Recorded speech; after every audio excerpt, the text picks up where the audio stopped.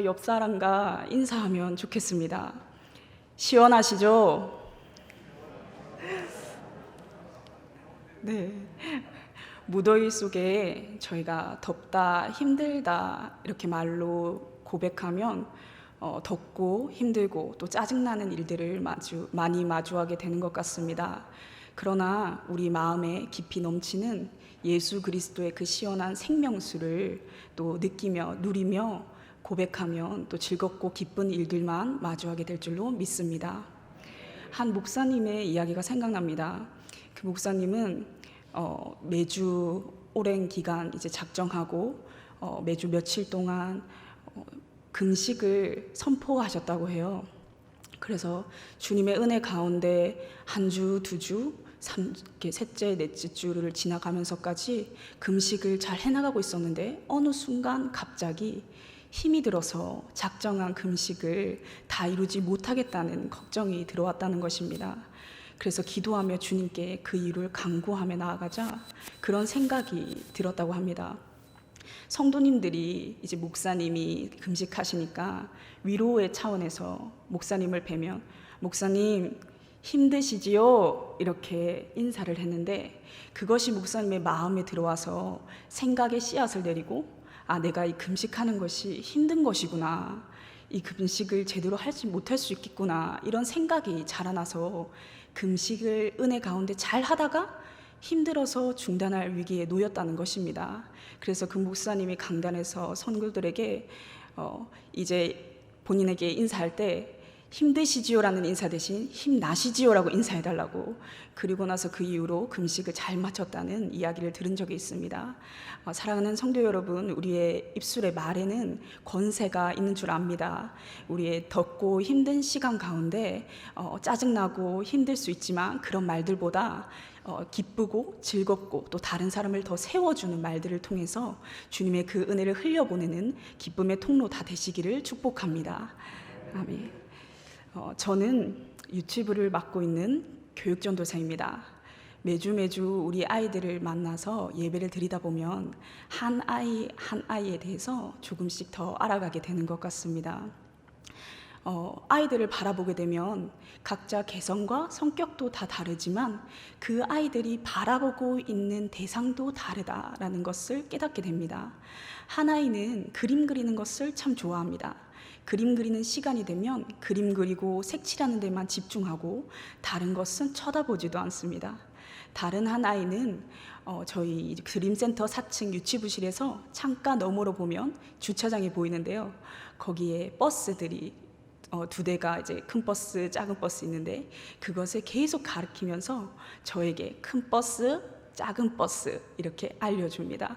버스를 참 좋아하는 아이입니다. 다른 한 아이는 공사장 이제 중장비 자동차를 좋아하는 아이인데요. 지난주에도 트럭과 지게차, 포크레인 이런 장난감을 가지고 와가지고 자랑을 했습니다. 그 아이는 심지어 공사 현장에 자리를 펴고 앉아서 한참 동안 공사하는 것들, 차량을 쳐다보기도 한다고 합니다. 우리는 각자 마음에 있는 것들, 관심을 가지는 것들을 바라보게 됩니다.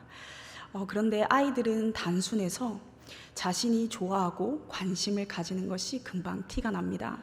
그러나 나이가 들어갈수록 또 세상을 살아갈수록 내가 무엇을 바라보고 있는지 확실하게 아는 것은 참 복잡해지는 것 같습니다. 어디에 관심을 쏟고 물질을 쓰고 노력을 하는가, 우리의 마음 깊숙한 곳까지 들여다봐야 할 줄 압니다. 사랑하는 성도 여러분, 우리의 신앙생활에서도 이것이 마찬가지라는 사실을 아십니까? 진정 주님 한 분 바라보는 것 같지만 실제로 우리의 마음은 주님을 멀리 떠난 경우도 있을 것입니다. 바라봄의 대상은 돈이 될 수도, 배우자나 연인이 될 수도, 혹은 자기 자신이 될 수도 있을 것입니다. 그러나 스스로는 그것을 깨닫지 못하고 많이 살아가기도 합니다. 여러분, 우리가 무엇을 바라보는지는 우리의 삶에서 꼭 짚고 넘어가야 할 부분이라고 여겨집니다. 우리가 바라보는 것은 우리의 그 바라보는 방향으로 우리는 달려갑니다. 우리가 바라보는 것이 우리의 삶의 종착역이 됩니다. 오직 살아계신 예수 그리스도만이 우리의 생명 되시는 줄로 압니다. 그 외에는 다 사망인 줄로 압니다. 우리의 이 시간 생명 대신 나를 위해 십자가에 못 박히신 그 예수 그리스도만을 바라보게 되기를 간절히 주님의 이름으로 축복합니다.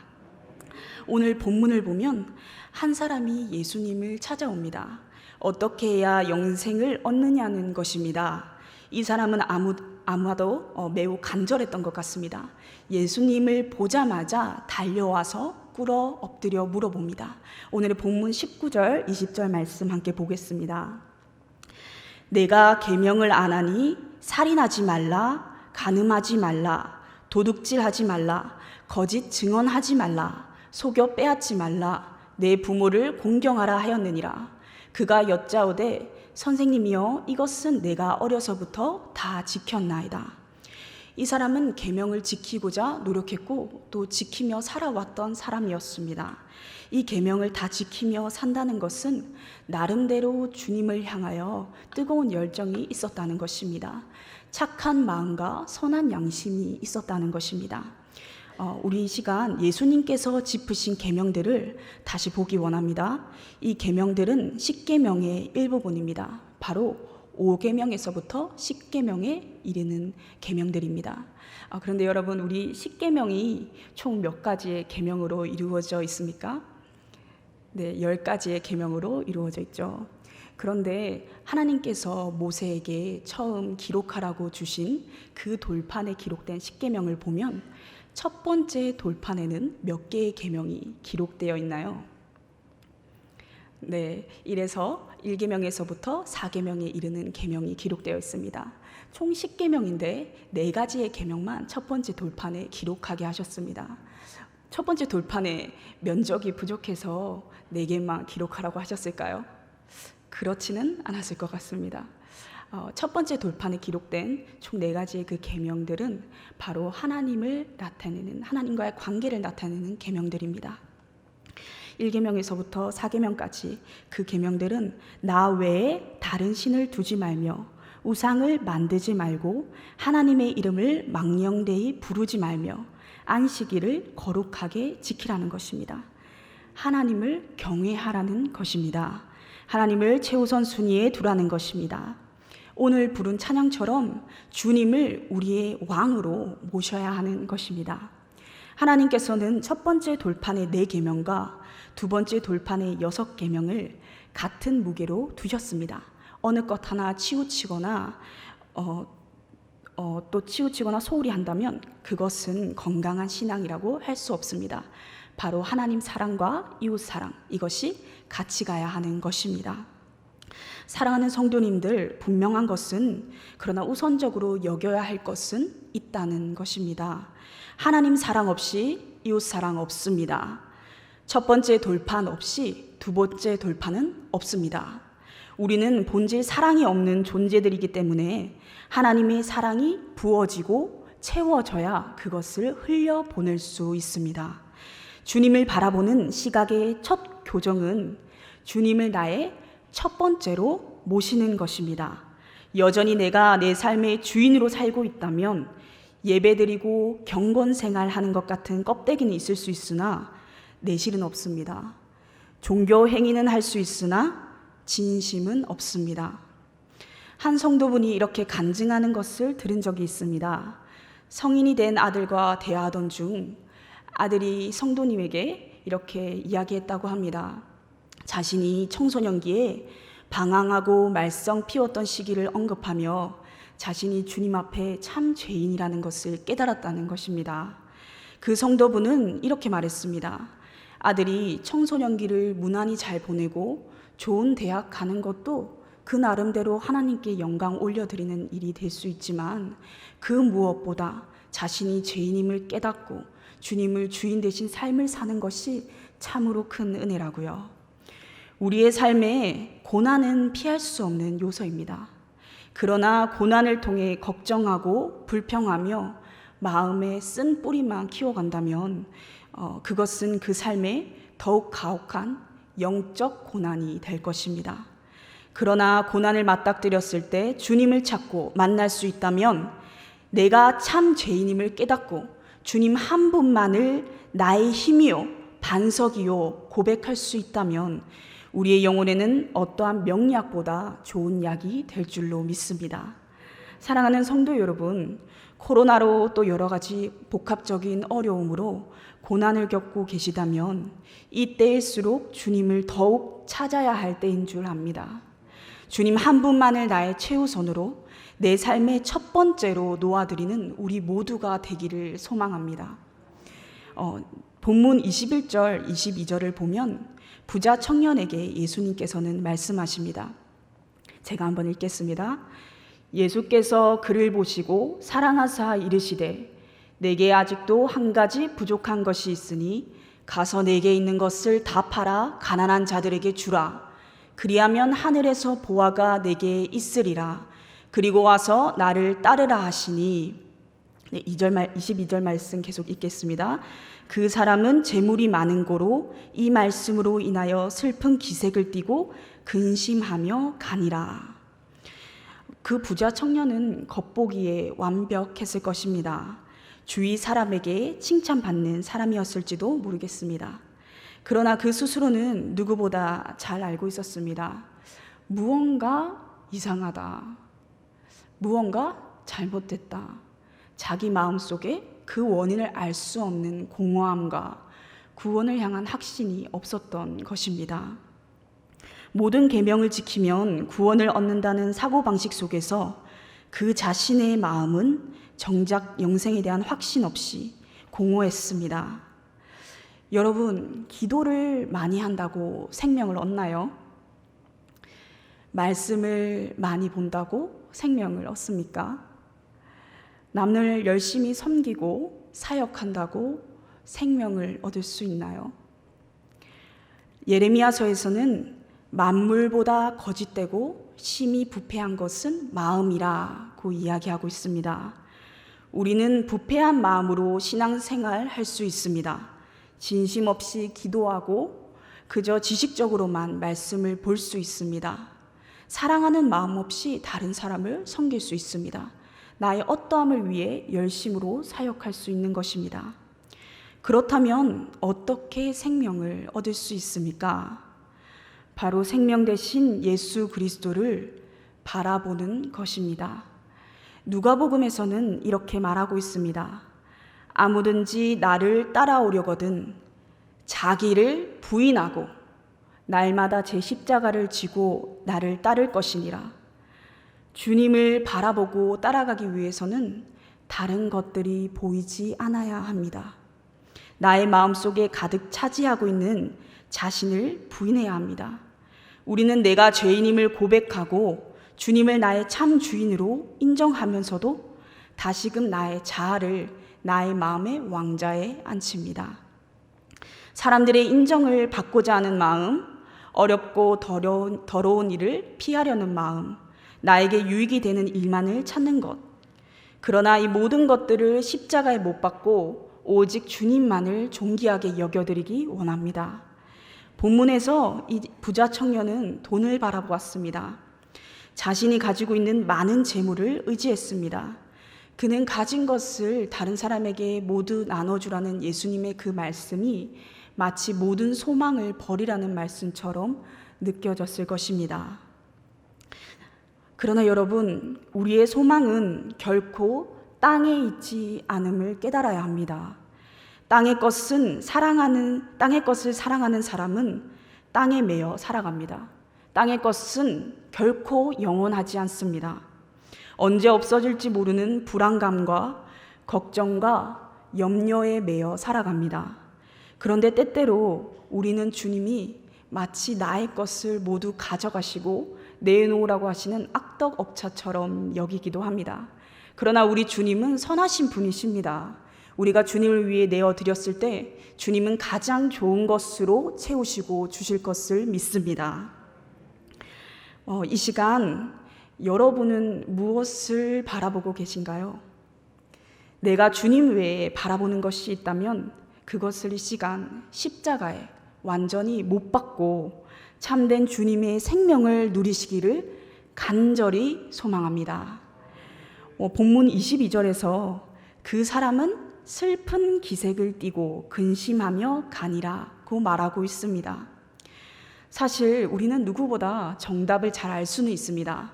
아마 오늘 이제 저희 말씀 제목을 보면서 무엇을 바라보십니까? 라는 제목을 들었을 때 주님을 바라보라는 말씀이겠구나라고 다들 생각하셨을 것 같습니다. 그러나 우리가 그 정답을 안다고 행할 수 있습니까? 오늘 말씀을 듣고 돌아가도 여전히 그 자리에서 이전과 다름없이 살아갈 수도 있는 것입니다. 그렇다면 우리는 어떻게 이전과는 달리 참으로 주님 한 분만을 바라보고 살아갈 수 있을까요? 우리는 육신의 눈으로는 주님을 바라보기 힘듭니다. 가끔 실제로 주님을 보았다고 하시는 분도 계시지만 대부분 그것은 어렵다고 봅니다. 그러나 육신의 눈보다 실제적인 것이 무엇인지 아십니까? 바로 기도입니다. 우리는 기도를 통해 눈에 보이지 않는 그 주님을 생생하게 마음속에 느낄 수 있습니다. 기도를 통해 하늘의 것을 땅으로 또 실제적인 나의 삶으로 끌어당길 수 있습니다. 기도는 될 수 없는 것을 되게 합니다. 나를 위해 십자가에서 죽으신 나의 주님이 내 주인 되신다면 기도는 주님과의 사랑의 소통이자 교제가 될 것입니다. 만약 아직 나의 주인이 다른 것이라면 기도는 참으로 고통스러울 것입니다. 기도가 여러분에게 기쁨의 시간이 되기를 간절히 소망합니다. 오늘 말씀을 들으며 내가 바라보고 있는 것이 무엇인가 한 번쯤 생각해보고 돌아보는 시간이 되셨으리라고 생각합니다. 이제 그 마음의 것을 주님께 올려드리는 것이 중요합니다. 주님, 제가 주님 한 분만을 제 마음에 모시기 원합니다. 주님의 다른 것들을 다 내려놓을 수 있도록 도와주십시오. 우리는 날마다 그 기도를 주님께 올려드려야 할 줄 압니다. 누가복음에 자기를 부인하고 날마다 제 십자가를 지고 나를 따를 것이니라는 이 구절은 마태복음, 마가복음에도 주님께서 동일하게 말씀하십니다. 그러나 단지 한 가지 차이는 이 날마다라는 단어입니다. 우리는 날마다 주님을 찾아야 합니다. 어제의 은혜로 오늘을 살 수 없습니다. 주님을 처음 만난 그 은혜로 지금을 살아갈 수는 없습니다. 우리는 오늘 지금 우리가 살아갈 은혜를 얻어야 합니다. 출애굽 당시 광야에서 이스라엘 민족들에게 하나님께서는 매일 만나를 주셨습니다. 안식일 전날을 제외하고 그날 먹을 만나만을 가지고 가게 하셨습니다. 사랑하는 성도 여러분, 우리에게도 오늘을 살아갈 주님의 만나가 필요합니다. 기도를 통해 그 만나를 먹어야 합니다. 주님, 오늘도 살아갈 은혜를 주옵소서. 주님 없이는 오늘도 살아갈 수 없습니다라고 날마다 고백해야 합니다. 아침에 눈을 뜨자마자 여러분들은 가장 먼저 하시는 것이 무엇인가요? 씻으시는 분들도 있으실 것 같고, 혹은 식사를 하시거나 또 휴대폰을 먼저 확인하시는 분도 계실 것 같습니다. 그러나 우리가 아침에 눈을 뜨자마자 주님을 나의 마음에 모시고 5분이라도 10분이라도 내 마음에 번잡스럽게 만드는 그런 생각들을, 걱정들을, 염려들을 다 내려놓고 주님, 오늘 하루도 내가 주님 한 분만을 모시고 살아가기 원합니다. 고백하시기를 축복합니다. 싱크홀 신드롬이라는 말이 있습니다. 우리가 살아가고 있는 이 땅 밑에는 지하수가 흐르는데 그 지하수를 무분별하게 뽑아쓰게 되면 땅이 쑥 꺼지는 현상을 말합니다. 우리의 영적 세계도 마찬가지입니다. 주님으로부터 기도를 통해 채워지는 은혜 없이 우리가 무분별하게 다른 사람을 섬기고 사역하고 또 나에게 오늘 닥친 일들을 한다면 우리의 영혼은 싱크홀처럼 쑥 꺼져 버리고 말 것입니다. 영혼의 사망이 올 것입니다. 그러나 우리가 주님을 붙들고 주님의 생명수를 공급받아 그 은혜로 하루를 살아간다며 참으로 소망 있을 줄 압니다. 여러분, 우리는 바쁠수록 더 기도해야 합니다. 기도하면 2번, 3번 해도 안 될 일이 한 번만에 되기도 합니다. 아무리 생각해도 해답이 안 되는 것이 주님께서 지혜를 주시어 해결하기도 합니다. 우리는 바쁜 중에 오히려 기도가 짐이라는 미혹에 빠질 수 있지만 오히려 시간을 가장 효율성 있게 쓸 수 있는 최고의 방법인 것입니다. 1517년에 독일의 종교개혁을 일으킨 신학자 마르틴 루터는 이후에 누구보다도 막대한 영향력을 지닌 대중적 인물로서 참으로 바쁜 생활을 보냈습니다. 그러나 그에게 언제 기도하십니까? 라는 누군가의 질문에 이렇게 대답했다고 합니다. 나는 할 일이 너무 많기 때문에 매일 3시간을 기도하지 않으면 그 일들을 감당할 수 없습니다. 바쁜 일들을 해낼 수 있었던 그의 능력은 기도에 있었던 것입니다. 이제 말씀을 마무리하려 합니다. 본문에 예수님을 찾아왔던 부자 청년은 근심하며 돌아갔습니다. 그 사람이 자신의 재물을 가난한 사람들에게 나눠주고 예수님을 따랐는지 따르지 않았는지 우리는 그 이후의 내용은 성경에 나와 있지 않아 알 수 없습니다. 그러나 한 가지 우리가 확실히 알 수 있는 것은 있습니다. 지금 여러분들이 기쁨으로 돌아갈지 근심하며 돌아갈지 또 마음에 있는 그 짐들을 내려놓고 주님을 따를지 아닐지 하는 것입니다. 사랑하는 성도 여러분, 부자 청년에게 말씀하시는 예수님께서 이 시간 저와 여러분에게도 동일하게 말씀하시는 줄로 압니다. 혹 여러분 중에서도 이 부자 청년처럼 예배를 드리고 신앙생활을 열심히 하고 있음에도 무언가 마음에 답답하고 공허한 마음을 갖고 계시지는 않은지요? 그렇다면 내가 주님 외에 바라보고 있는 것이 무엇인가를 생각하고 그것들을 내려놓기를 소망합니다. 또 혹시 과거에 받은 은혜는 있으나 세상 사람들과 다름없이 하루하루를 살아가고 계시지는 않습니까? 짜증날 때 짜증내고 화날 때 화내며 감정을 그대로 표출하며 세상 사람들의 걱정과 염려를 그대로 안고 살아가시지는 않습니까? 그렇다면 날마다 나의 그 자아를 십자가에 못 박고 주님을 다시 매일 새롭게 찾기를 원합니다. 또한 혹 매일 결단하지만 무너져버리는 자신에게 낙담하고 실망하지는 않습니까? 그러나 우리의 힘과 열심으로는 되지 않을 줄 압니다. 오직 기도를 통해 주님께 힘을 구하고 능력을 구해야지만 주님이 주시는 힘과 능력으로 기도하는 것조차, 말씀 보는 것조차, 밥을 먹는 것조차 할 수 있을 줄로 압니다. 날마다 기도를 통해서 주님 주시는 그 은혜를 누리는 우리 모든 성도님들 되시기를 축복합니다. 더 이상 세상의 염려와 불안 가운데 매인 삶이 아닌 주님이 주시는 평강을, 세상이 줄 수 없는 그 평강을 누리시는 우리 모두가 되기를 기도합니다.